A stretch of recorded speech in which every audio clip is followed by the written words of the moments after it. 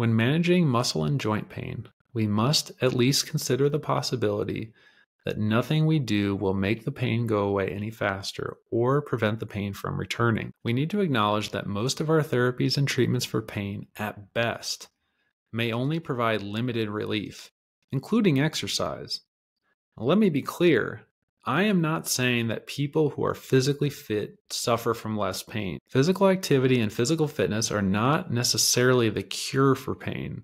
However, moving more and improving physical fitness offer undeniable health benefits. At the same time, they make you more adaptable and empower you to, at least partially, self-manage your health and your painful experiences. But we need to be honest.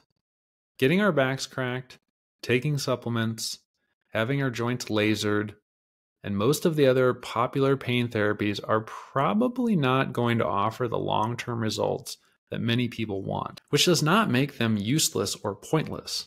I will address the utility of these therapies in a moment. If what I am saying resonates with you, let's consider the possibility that there are no superior pain treatments, and that most treatments only work for some people sometimes, and that painful episodes tend to last a particular amount of time regardless of what we do. If we can be open to this possibility, then we can ask one really important question. During a painful episode, can we maintain or even improve our overall health? Let's take a step back.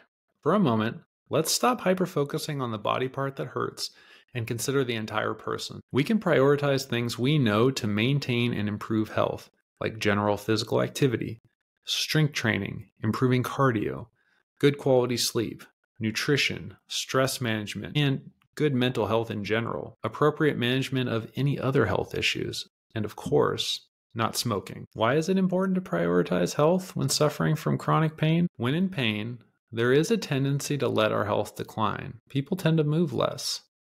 When we move less and stop exercising, we lose muscle mass, and our heart and lung fitness suffer. These changes are associated with poor health and chronic disease. Some people tend to eat more and gain weight while they are in pain. Weight gain is also associated with poor health and chronic disease. Sleep can be affected. It has been suggested that sleep is the most important thing we can do each day to maintain health, for the brain and the body. Mental stress can have even more impact when we are in physical pain. Many people do not realize that there is an association between physical pain and mental health challenges like stress and depression. Some people will turn to coping mechanisms like tobacco, alcohol, and recreational drugs. Some will misuse painkillers.